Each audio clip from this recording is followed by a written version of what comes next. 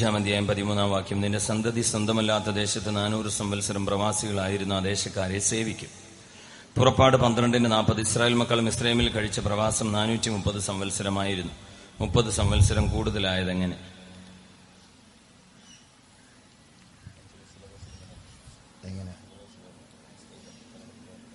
So this is a seeming contradiction. ഇത് അല്പം വിരോധാഭാസമായി തോന്നും. One verse says the Israelites will serve in a strange country. ഒരു സ്ഥലത്ത് for 400 years. ഒരു ഭാഗത്ത് ഇസ്രായേൽ മക്കൾ 400 സംവത്സരം അവരെ പ്രവാസികളായിരുന്നു സേവിക്കുമെന്ന് എഴുതിയിരുന്നു. In another verse it says they were in Egypt for 430 years. എന്നാൽ മറുഭാഗത്ത് മറ്റൊരു ഭാഗത്ത് ഇസ്രായേൽ മക്കൾ 430 സംവത്സരം പ്രവാസികളായിരുന്നു എന്ന് വായിക്കുന്നു. I'll give you a clue on how to try to answer these questions. ഇങ്ങനെ ഉള്ള ചോദ്യത്തിന് ഉത്തരം നൽകേണ്ടതിനുള്ള തെളിവ് ഞാൻ പറഞ്ഞു തരാം. Okay, you say which verse is correct, which verse is wrong? ഇതിലേതാണ് ശരി ഏതാണ് തെറ്റെന്ന് നിങ്ങൾ പറഞ്ഞാട്ടെ. Is Genesis 15:13 correct or Exodus 12:40 correct? ഉൽപ്പത്തി 15:13 ആണോ ശരി, അതോ പുറപ്പാട് 12:40 ആണോ ശരി? How many of you say 400 years is correct?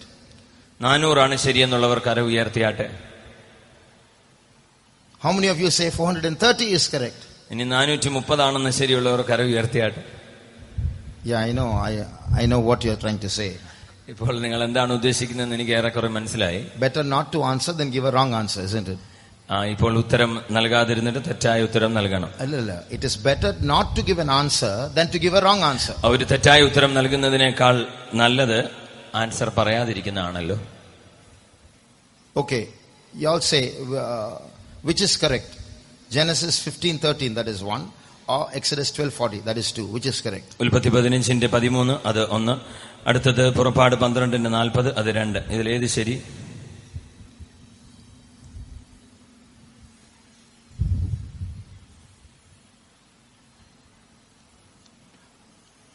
Which is correct? One or two?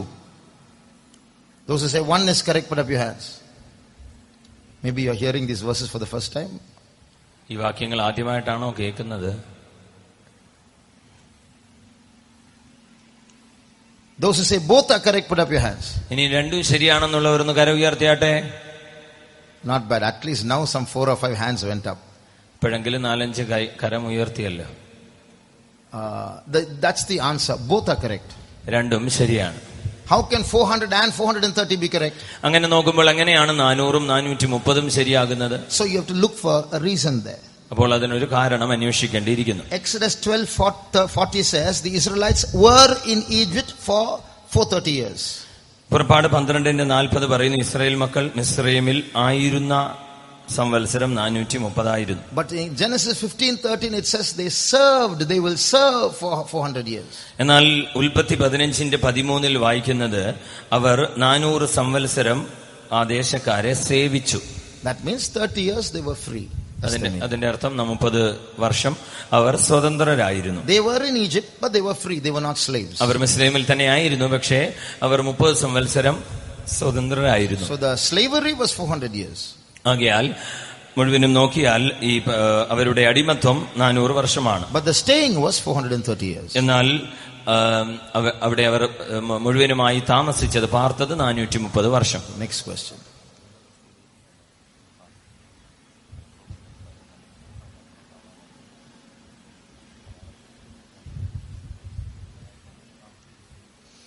ഗലാത്യർ 2:9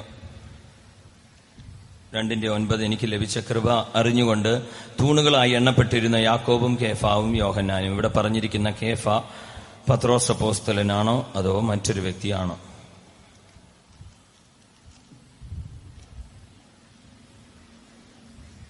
It is Peter. അത് പത്രോസ് തന്നെയാകുന്നു.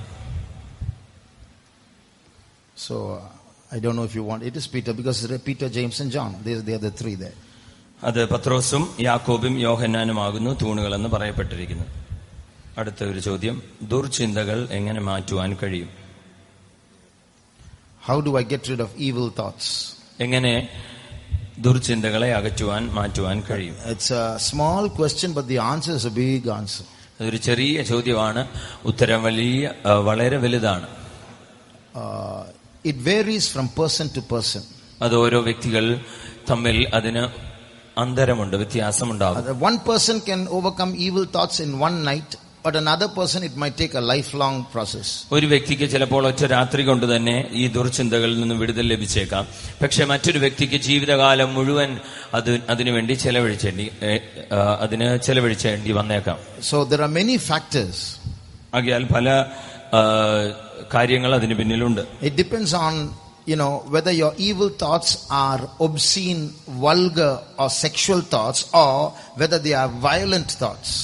ഈ ദുർചിന്തകൾ എന്ന് പറയുമ്പോൾ അത് അശ്ലീലമായത്, മ്ലേച്ഛതയുള്ളത്, ലൈംഗികതയുള്ളത് ഇതൊക്കെയാണോ, അല്ലെങ്കിൽ അത് വളരെ കോപവും ക്രോധവുമുള്ള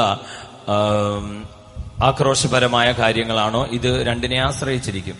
See, one thing that we have to realize is you cannot overcome on your own. ഒരു കാര്യം നാം മനസ്സിലാക്കേണ്ടത്, ഏത് തന്നെയാണെങ്കിലും നമുക്ക് സ്വതവേ ഇതിനെ ജയിപ്പാൻ കഴിയുകയില്ല. That's why you need a savior. അതുകൊണ്ടാകുന്നു ഒരു രക്ഷകൻ നമുക്ക് ആവശ്യമായിരിക്കുന്നത്. It's not enough to pray, save me, help me overcome these thoughts. കർത്താവേ, എന്നെ രക്ഷിക്കണമേ, ഈ ചിന്തകളെ ജയിപ്പാൻ എന്നെ സഹായിക്കണമേ എന്നുകൊണ്ട് വെറും പ്രാർത്ഥന കൊണ്ടായില്ല. You have to find a way of leaping towards Jesus and holding him. നാം ഈ വിഷയത്തിന് വേണ്ടി യേശുവിന്റെ അടുക്കലേക്ക് നാം ചാടിച്ചെന്ന് യേശുവിനെ അതിനെ മുറുകെ പിടിക്കേണ്ടുന്നത് വളരെ ആവശ്യമാകുന്നു. On the first day I told you the answer to every problem on this planet is loving God. ആദ്യത്തെ ദിവസം ഞാൻ പറഞ്ഞല്ലോ, ഈ നമ്മുടെ ഗ്രഹത്തിൽ ഉള്ള സകല പ്രശ്നങ്ങളുടെയും ഏക പരിഹാരവും ഏറ്റവും ഉത്തമമായ പരിഹാരവും യേശുവിനെ സ്നേഹിക്കുക എന്നുള്ളതാണ്. Learn to love Jesus and learn to go deep into his love. Pray for that. And all these evil thoughts will by themselves fall away. യേശുവിനെ സ്നേഹിക്കുവാൻ പഠിക്കുക, അധികമായി യേശുവിന്റെ സ്നേഹത്തിന്റെ ആഴത്തിലേക്ക് കടന്നു ചെല്ലുവാൻ വേണ്ടി പ്രാർത്ഥിക്കുക. ഇത് ശീലിച്ചു കഴിയുമ്പോൾ അതുപോലെ തന്നെ മറുവശത്ത് ഈ ദുഷ്ടചിന്തകൾ തനിയെ ഒഴിഞ്ഞു പോകും. Why I am giving you see that you need faith, you need anointing, you need grace, all that is there. But if you get this love for Jesus, it answers many other problems apart from evil thoughts also. വിശ്വാസം, കൃപ, പരിശുദ്ധാത്മാവ് ഇതെല്ലാം ഈ കാര്യത്തിൽ ആവശ്യമാകുന്നു. എന്നാലും എന്തുകൊണ്ടാണ് ഞാൻ ഈ ദൈവസ്നേഹം എന്ന് മാത്രം ഏറ്റവും ഒന്നാമതായി എടുത്തു പറഞ്ഞത്? കാരണം ഇത് ഈ വിഷയത്തിന് മാത്രമല്ല, മറ്റു അനേക പ്രശ്നങ്ങൾക്കും ഈ ദൈവസ്നേഹം പരിഹാരമാണ്. So you pray for loving Jesus more. അതുകൊണ്ട് യേശുവിനെ അധികമായി സ്നേഹിക്കുവാൻ പ്രാർത്ഥിക്കുക. Next question. Here there's a question says, why is it that we are differing from other Pentecostals? Won't they go to heaven? നാം എന്തുകൊണ്ടാകുന്നു മറ്റു പെന്തക്കോസ്ത് സഭകളിൽ നിന്ന് വ്യത്യസ്തരായി നമ്മെ തന്നെ ആക്കുന്നത്? അവർ സ്വർഗത്തിൽ പോവുകയില്ലേ? We are not saying that other Pentecostals will go to hell. മറ്റു പെന്തക്കോസ്ത് ഗ്രൂപ്പിലുള്ളവർ നരകത്തിൽ പോകുമെന്നല്ല നാം പറയുന്നത്. Nor are we saying that we are the best and we are more holy than all of them. മറ്റു പെന്തക്കോസ്ത് ഗ്രൂപ്പുകളെക്കാൾ നമ്മളാണ് ഏറ്റവും മികച്ചത്, ശ്രേഷ്ഠമേറിയത്, നാം സ്വർഗത്തിൽ പോകുന്നു എന്നൊന്നും നാം പഠിപ്പിക്കുന്നുമില്ല. But we have certain regulations where we are more strict than other churches. എന്നാൽ മറ്റ് സഭകളെക്കാൾ ചില കാര്യങ്ങളിൽ, ചട്ടങ്ങളിൽ, പ്രമാണങ്ങളിൽ നമുക്ക് ചില കർശന സ്വഭാവമുണ്ട്. As you all know, heaven is not just one general place. നാം എല്ലാം അറിയുന്നത് പോലെ സ്വർഗം ഒരു പൊതുവായ ഒരു സ്ഥലമല്ല. There are many sections in heaven. സ്വർഗത്തിൽ പല വിഭാഗങ്ങൾ, സ്ഥലങ്ങളുണ്ട്. And there is one place for the perfect. എന്നാൽ പൂർണ്ണപ്പെട്ടവർക്ക് ഒരു സ്ഥലമുണ്ട്.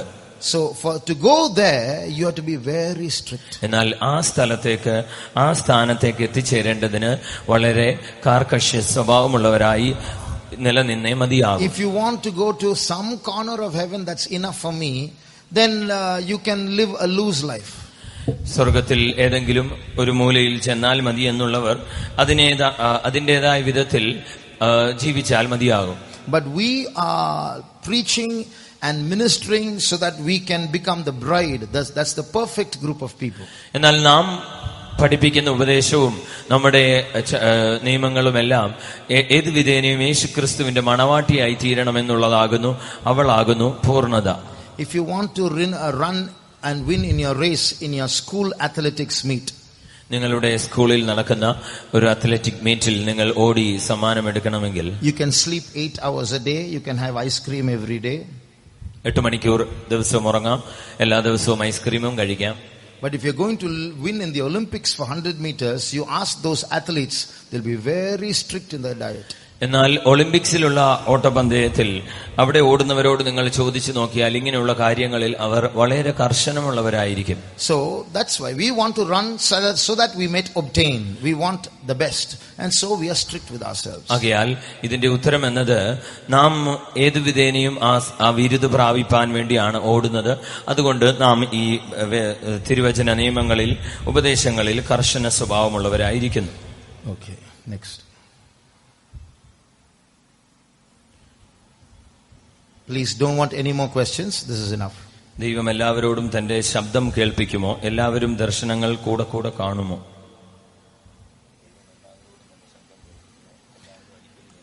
Will God allow his voice to be heard by everyone? Will everyone see visions? ദൈവം എല്ലാവരെയും തന്റെ ശബ്ദം കേൾപ്പിക്കുമോ? എല്ലാവരും ഇതുപോലെ ദർശനങ്ങൾ കൂടെ കൂടെ കാണുമോ? What is the time?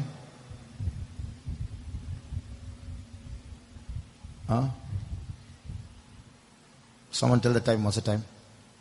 No one has a watch, eh? It's all in your mobile phones. 3:50, okay.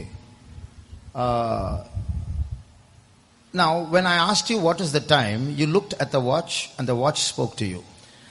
ഇപ്പോൾ ഞാൻ നിങ്ങളോട് സമയം ചോദിച്ചപ്പോൾ നിങ്ങൾ വാച്ചിൽ നോക്കി. ചിലർ വാച്ച് നിങ്ങളോട് സമയം പറഞ്ഞു. Did the watch open its mouth and tell you the time? ഇപ്പോൾ വാച്ച് വാ തുറന്നാണോ നിങ്ങളോട് സമയം പറഞ്ഞത്? But without opening, it doesn't have a mouth, but it communicated the time to you. അപ്പോൾ ഈ വാച്ചിന് വായില്ല, അത് വാ തുറന്നല്ല നിങ്ങളോട് സംസാരിച്ചത്, പക്ഷേ അത് ആശയവിനിമയം നടത്തി കഴിഞ്ഞു. In the same way, Jesus won't speak with his mouth. God doesn't speak with an audible voice. അതുപോലെ തന്നെ ദൈവം നേരിട്ട് വായ കൊണ്ട് സംസാരിക്കാതെ കേൾക്കുന്ന തരത്തിലുള്ള ശബ്ദത്തിലല്ല സംസാരിക്കുന്നത്. With a voice where you can hear with your ears. നമ്മുടെ സ്വന്തം കാതുകൾ കൊണ്ട് കേൾക്കുവാൻ തക്ക വിധത്തിലല്ല. How many of you have seen dreams in your life? നിങ്ങളുടെ ജീവിതത്തിൽ എത്ര പേർ സ്വപ്നങ്ങൾ കണ്ടിട്ടുണ്ട്? Put up your hands. Those who have seen dreams, at least one dream in your life, put up your hands. ജീവിതത്തിൽ ഒരു സ്വപ്നമെങ്കിലും കണ്ടിട്ടുള്ളവർ? Okay, put down your hands. Have you heard people speaking to you in your dreams? നിങ്ങളുടെ സ്വപ്നങ്ങളിൽ ആരെങ്കിലും നിങ്ങളോട് സംസാരിക്കുന്നതായി കേട്ടിട്ടുണ്ടോ? Have you heard someone crying or screaming or speaking or laughing in your dream? നിങ്ങളുടെ സ്വപ്നങ്ങളിൽ ആരെങ്കിലും കരയുന്നത്, ചിരിക്കുന്നത്, അലറി വിളിക്കുന്നത് ഇങ്ങനെയൊക്കെ കേട്ടിട്ടുണ്ടോ? You have. But it's not something you heard with your ears. അത് നിങ്ങൾ കേട്ടിട്ടുണ്ട്, പക്ഷേ സ്വന്തം കാതുകൊണ്ട് കേട്ടതല്ലല്ലോ. Because it's something going on inside you. അതൊന്ന് നിങ്ങളുടെ ഉള്ളിൽ തന്നെ നടക്കുന്ന ഒരു കാര്യമാകും. So although it's not heard with your external ears, still you are hearing it. നിങ്ങളുടെ ബാഹ്യമായ കാതുകൾ കൊണ്ട് നിങ്ങൾ അത് കേൾക്കുന്നില്ല എങ്കിലും പക്ഷേ നിങ്ങൾ അത് കേട്ടു. God's voice is like that. ഇതുപോലെയാകുന്നു ദൈവശബ്ദം. So it's not that you should hear like a human voice in your ear, God speaking. ഒരുപക്ഷേ ഒരു മാനുഷിക ശബ്ദം പോലെ എപ്പോഴും ദൈവത്തിന്റെ ശബ്ദം ഇങ്ങനെ കാതുകളിൽ നേരിട്ട് കേൾക്കണമെന്നില്ല. Like the watch tells the time to you, it's a communication from God. Watch നിങ്ങളോട് ആശയവിനിമയം നടത്തി സമയം നൽകി കഴിഞ്ഞു. അതുപോലെ തന്നെ. Which means he'll speak through visions, through dreams, through prophecies, through some situations, through the Bible, through other people, through friends, through failures. So many ways he will talk to you. അതിന്റെ അർത്ഥം ദൈവത്തിന് നമ്മോട് സംസാരിക്കാൻ അനേകം വഴികളുണ്ട്. സ്വപ്നങ്ങളുണ്ട്, ദർശനങ്ങളുണ്ട്, മറ്റുള്ളവരിൽ കൂടിയുണ്ട്, പ്രവചനങ്ങളുണ്ട്, നമ്മൾ കടന്നു പോകുന്ന ചില പാതകളിൽ കൂടിയുണ്ട്, നമ്മുടെ ചില തോൽവികളിൽ കൂടിയുണ്ട്. ഇങ്ങനെയെല്ലാം ദൈവം സംസാരിക്കും. So that God will speak to everyone. ആകയാൽ അങ്ങനെ ദൈവം എല്ലാവരോടും സംസാരിക്കും. A vision is one such source of God communicating. Vision. ദർശനം അങ്ങനെ ദൈവത്തോട് സംസാരിക്കുന്ന ഒരു കാര്യമാകുന്നു. God speaking to us. ദൈവം നമ്മോട് സംസാരിക്കുന്നു. So that vision is one source by which God speaks to us. ആകയാൽ ദർശനം മുഖാന്തരം ദൈവം മനുഷ്യരോട് സംസാരിക്കുന്ന ഒരു വിധമാണ്. That's not necessarily that everyone should see visions, but it's one way. അതിന്റെ അർത്ഥം എല്ലാവരും ദർശനത്തിൽ കൂടെയാണ് ദൈവശബ്ദം കേൾക്കുന്നതെന്നല്ല, അതൊരു വഴി മാത്രം. But if you like to see visions, ask God. അപ്പോൾ നിങ്ങൾ അങ്ങനെ ദർശനം കാണണമെന്ന് ആഗ്രഹിക്കുന്നെങ്കിൽ ദൈവത്തോട് ചോദിക്കുക. There's another question here. Is disobedience a great sin or taking medicine a great sin? അനുസരണക്കേടാണോ വലിയ പാപം, അതോ മരുന്ന് ഉപയോഗിക്കുന്നതാണോ വലിയ പാപം? Wasn't disobedience the first sin in the world? അനുസരണക്കേടാണോ ലോകത്തിലെ ആദ്യ പാപം? If our parents tell us to take medicine, how can we avoid it? മാതാപിതാക്കൾ ഞങ്ങളോട് മരുന്നെടുക്കാൻ പറഞ്ഞാൽ ഞങ്ങൾക്ക് എങ്ങനെ അത് ഒഴിവാക്കാൻ കഴിയും? So the question is this. ഇപ്പോൾ ചോദ്യം ഇതാണ്. My parents are asking me to take medicine. എന്റെ മാതാപിതാക്കൾ എന്നോട് മരുന്നെടുക്കുവാൻ പറയുന്നു. If I take medicine, I'm obeying my parents. ഞാൻ മരുന്നെടുക്കുന്നെങ്കിൽ എന്റെ മാതാപിതാക്കളെ അനുസരിക്കുന്നു. If I don't take medicine, I'm disobeying my parents. ഞാൻ മരുന്ന് ഉപയോഗിക്കുന്നില്ലെങ്കിൽ ഞാൻ എന്റെ മാതാപിതാക്കളെ അവഗണിക്കുകയാണ്, അവരോട് അനുസരണക്കേട് കാണിക്കുന്നു. So should I take medicine and do that sin and disobey my parents? Which is the bigger sin? That's the question. ആകയാൽ ഞാൻ മരുന്നെടുക്കാതെ മാതാപിതാക്കളോട് അനുസരണക്കേട് കാണിക്കുന്നു, ഇതിലേതാണ് വലിയ പാപമെന്നാണ് ചോദ്യം. There is a verse in the Bible which says, "Children, obey your parents in the Lord, for this is right."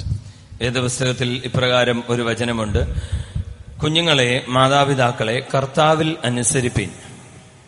So obedience to parents is required in the Lord.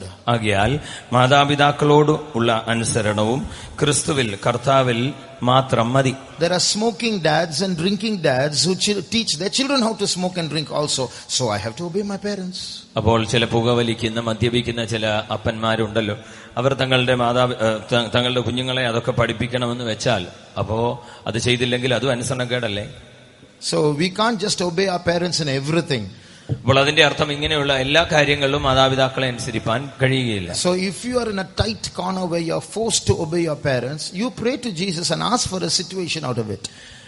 ഏതു വിധേനയും മാതാപിതാക്കളെ അനുസരിച്ചേ തീരൂ എന്നുള്ള ഒരു അന്തരീക്ഷത്തിൽ, ഒരു സാഹചര്യത്തിൽ നിങ്ങൾ എത്തിക്കഴിഞ്ഞാൽ നിങ്ങൾ ദയവായി കർത്താവിനോട് പ്രാർത്ഥിച്ച് അതിനൊരു പോംവഴി ചോദിക്കുക. When I was a young brother, ഞാനൊരു ചെറിയ സഹോദരനായിരുന്നപ്പോൾ I went with some servants of God. ഞാൻ ചില കർത്തൃ ശുശ്രൂഷകരോടൊപ്പം പോയി. It was in another place, another city.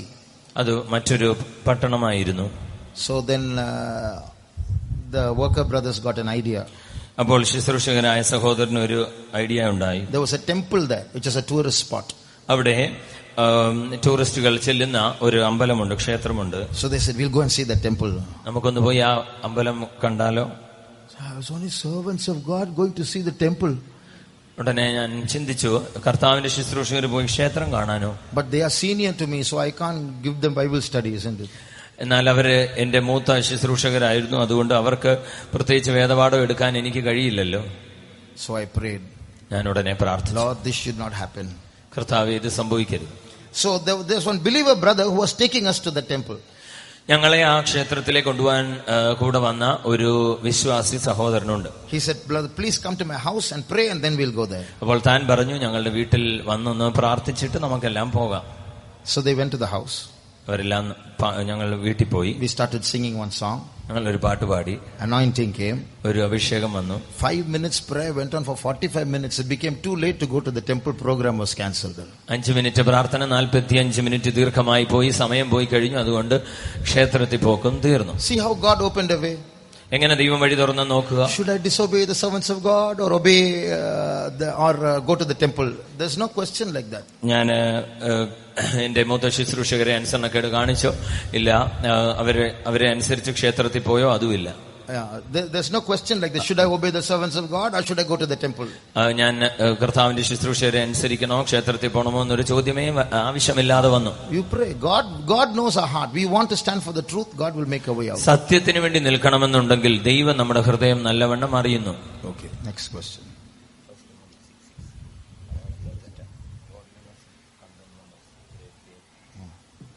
അലംഭാവത്തോടു കൂടിയ ദൈവഭക്തി വലുതായ ആദായമാകുന്നു താനും. എങ്ങനെയാണ് അലംഭാവത്തോടു കൂടിയുള്ള ദൈവഭക്തി ആദായമാകുന്നത്?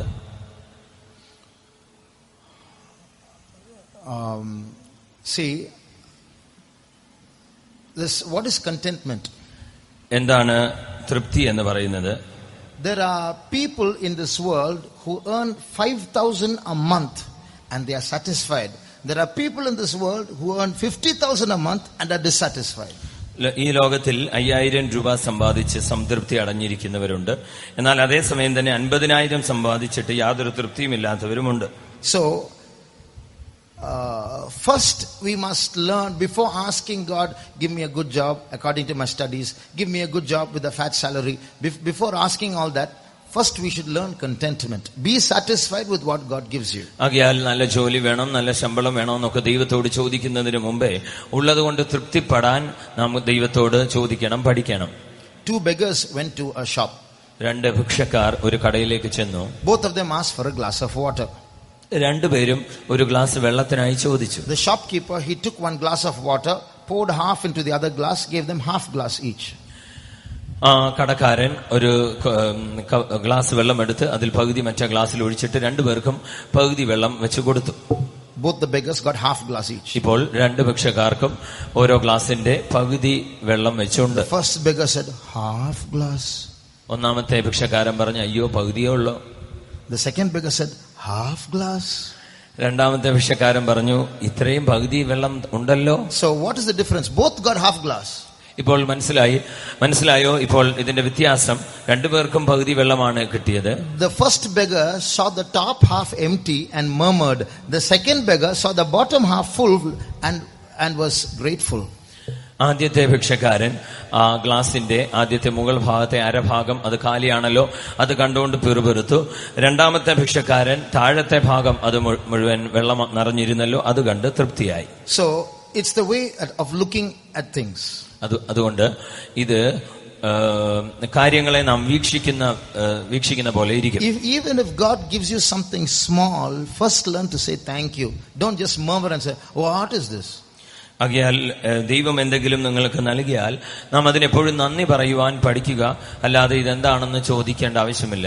That is called godliness with contentment. You be spiritual, but don't be greedy after going after the things of this world. അതാകുന്നു ദൈവഭക്തി.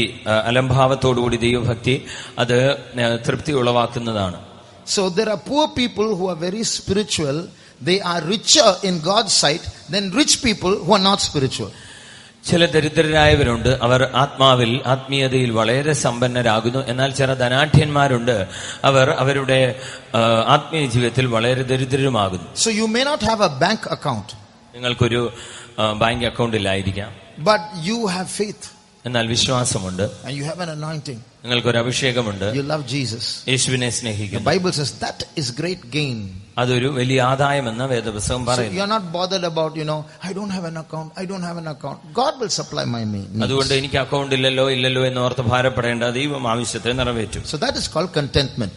അതാണ് തൃപ്തി എന്ന് പറയുന്നത്. So be spiritual and be content. That is great gain. That means you are a very rich person in God's sight. ആകയാൽ ദൈവഭക്തിയോടുകൂടി ആ തൃപ്തി, അതാകുന്നു ആദായം.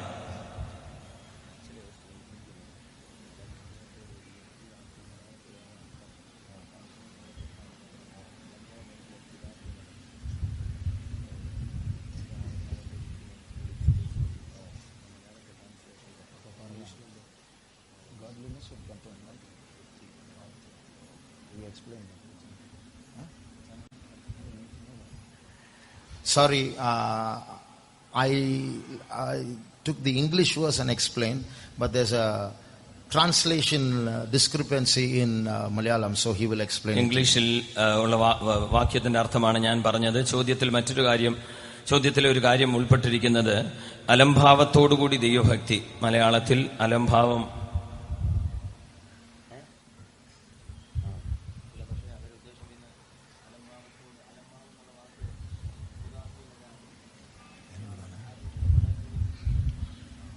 ഈ അലംഭാവം എന്നുള്ള മലയാള വാക്ക് അതിന്റെ യഥാർത്ഥ അർത്ഥം തൃപ്തി അല്ലെങ്കിൽ എനിക്കിത് മതി എന്നുള്ള അർത്ഥമാണ്. അല്ലാതെ അലംഭാവത്തിന് ഉദാസീനത അല്ലെങ്കിൽ ഒരു മന്ദത വേണ്ട എന്ന് ഉഴപ്പ്, ആ രീതിയിലുള്ള അർത്ഥമല്ല. ഇവിടെ തൃപ്തി എന്നുള്ള വാക്കാണ് ഉദ്ദേശിക്കുന്നത്. അടുത്ത ചോദ്യം. കുറ്റബോധം നഷ്ടപ്പെട്ട് പാപത്തിന്റെ പിന്നാലെ പോകുമ്പോൾ വീണ്ടും കർത്താവ് കുറ്റബോധം നൽകി മടക്കി വരുത്തുന്നത് എന്തിന്? കുറ്റബോധം നഷ്ടപ്പെട്ട് പാപത്തിന്റെ പുറകെ പിന്നെ കർത്താവ് കുറ്റബോധം മടക്കി വരുത്തുന്നത്. Don't you think that's a stupid question?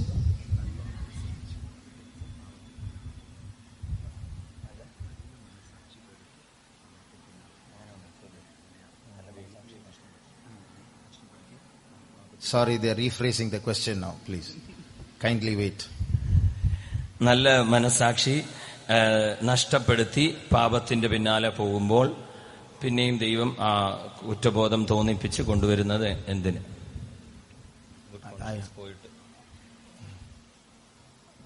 Okay, the good conscience goes.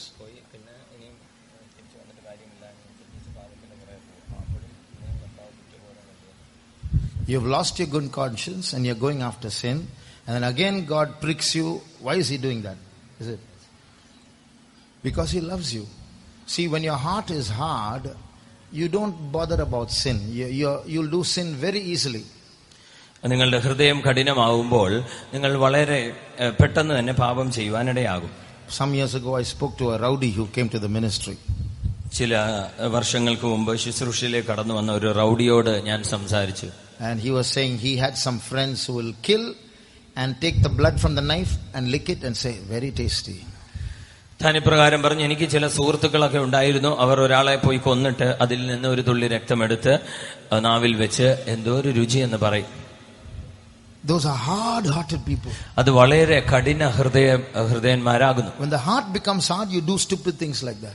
അപ്പോൾ കഠിന ഹൃദയം ഉണ്ടാകുമ്പോൾ ഇങ്ങനെയുള്ള മൂഢത്തരമായ മൗഢ്യമായ കാര്യങ്ങൾ ചെയ്യും. So when you do sins repeatedly, your heart becomes hard, you lose your good conscience, and now you're going to do sin again very quickly, very easily.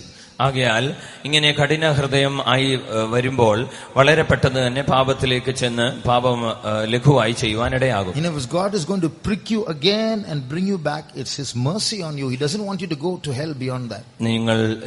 നിങ്ങൾ ഒരു വിധത്തിലും നരകത്തിൽ ചെന്ന് പതിക്കാതിരിക്കേണ്ടതിന് കർത്താവ് വീണ്ടും നിങ്ങൾക്ക് കുറ്റബോധം നൽകി നിങ്ങളുടെ മനസ്സാക്ഷിയെ കുത്തി മടക്കി കൊണ്ടുവരും. I told you on the first day a man wrote a poem called The Hound of Heaven and explained how God was chasing him. ഞാൻ ആദ്യത്തെ ദിവസം നിങ്ങളോട് പങ്കുവെച്ചുവല്ലോ, ഒരു മനുഷ്യൻ ഒരു ഇംഗ്ലീഷ് കവിത എഴുതി, അത് സ്വർഗത്തിലെ വേട്ടനായി എന്നായിരുന്നു. അത് ദൈവം എങ്ങനെയാകുന്നു ആ വിധത്തിൽ മനുഷ്യരെ പിന്തുടർന്നു വരുന്നതെന്ന്. So God is chasing you. That's why that pricking. He wants you to come back. അവൻ നിന്നെ പിന്തുടർന്നു വരികയാണ്. അതുകൊണ്ടാണ് ആ കുറ്റബോധം ഉണ്ടായി നിന്നെ മടക്കി കൊണ്ടുവരുന്നത്. Next.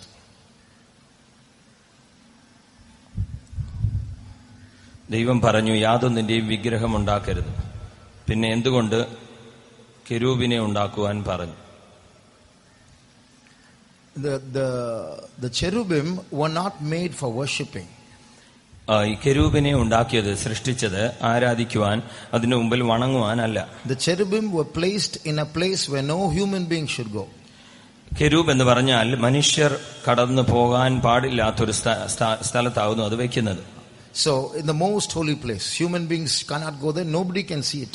ഒരു അതിവിശുദ്ധ സ്ഥലമാണ്. അവിടെ മനുഷ്യർ പോകാൻ പാടില്ല, ആരും അത് കാണുവാനും ഇടയാകയില്ല. So it's not the making of images that's the problem. You should not bow down to them or worship. ആകയാൽ വിഗ്രഹങ്ങൾ ഉണ്ടാക്കുന്നതിൽ മാത്രമല്ല, അതിന്റെ മുമ്പിൽ വണങ്ങരുതെന്നാകുന്നു കൽപ്പന. God didn't say you should not make any angelic image. God only said, don't make me in any form. ദൈവം പറയുന്നത് ഏതെങ്കിലും ദൂതന്മാരുടെ വിഗ്രഹങ്ങൾ ഉണ്ടാക്കരുതെന്നല്ല, എന്നെ യാതൊരു വിധത്തിലും നിങ്ങൾ വിഗ്രഹമായി ഉണ്ടാക്കി വണങ്ങരുത്. Don't compare me to an angel or a human being or to the sun or to the moon or the fish of the sea.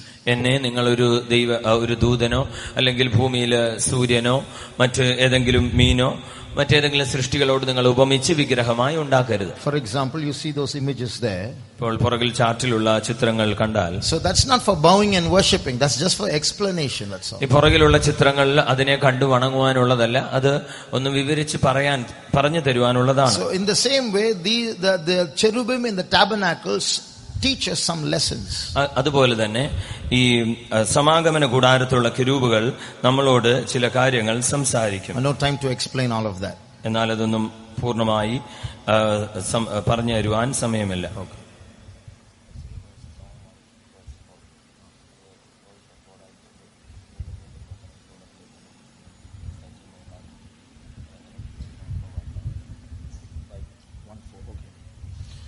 ഉത്തമഗീതം 1-ാം അധ്യായം 4-ാം വാക്യം. ഈ വാക്യം ദൈവശബ്ദമായി കേട്ടു, തുടർന്ന് വീണ്ടും വീണ്ടും പ്രസംഗത്തിലൂടെ കേൾക്കുന്നു, ഹൃദയത്തിൽ അറിയാതെ സ്പർശിക്കുന്നു. ഈ വചനത്തെ എങ്ങനെ ജീവിതത്തിൽ അനുഭവമാക്കാം? So this verse, if God is speaking to you, Jesus is trying to say, call me, invite me into your life more and more.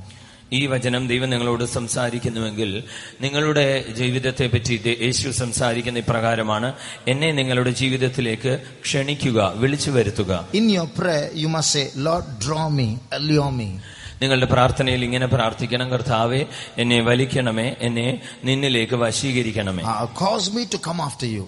കർത്താവേ, ഞാൻ നിന്റെ പിന്നാലെ ഓടി വരുവാൻ എന്നെ ഇടയാക്കണമേ. Let not that King Solomon or the powers or the loves or the pleasures of this world draw me into their chambers. ദയവായി രാജാവായ ശലോമോൻ അവനെയും അവന്റെ കൊട്ടാരത്തിന്റെ ഭംഗികളെയും കാണിച്ചുകൊണ്ട് ആ ശക്തി എന്നെ അങ്ങോട്ട് വലിച്ചുകൊണ്ട് പോവാൻ ഇടവരുതരുത്. So this verse is saying that in your life you will have some King Solomon problems. ഈ വാക്യം പറയുന്നു, നിങ്ങളുടെ ജീവിതത്തിൽ എന്തോ രാജാവായ ശലോമോന്റെ തുല്യമായ ചില ശക്തികൾ പോരാടുന്നു. Somehow, somewhere this world will try to draw you away. ചിലയിടത്ത് ചില സമയത്ത് ഏതോ വിധത്തിൽ ലോകം അഥവാ ലൗകികം നിങ്ങളെ വലിച്ചുകൊണ്ടുപോകാൻ ആഗ്രഹിക്കുന്നു. So Jesus is saying, call to me for help at that time. ആകയാൽ യേശു ഇപ്രകാരം പറയുന്നു: ആ സമയത്ത് എന്നെ നോക്കി സഹായത്തിനായി വിളിച്ചപേക്ഷിക്കാം. All right.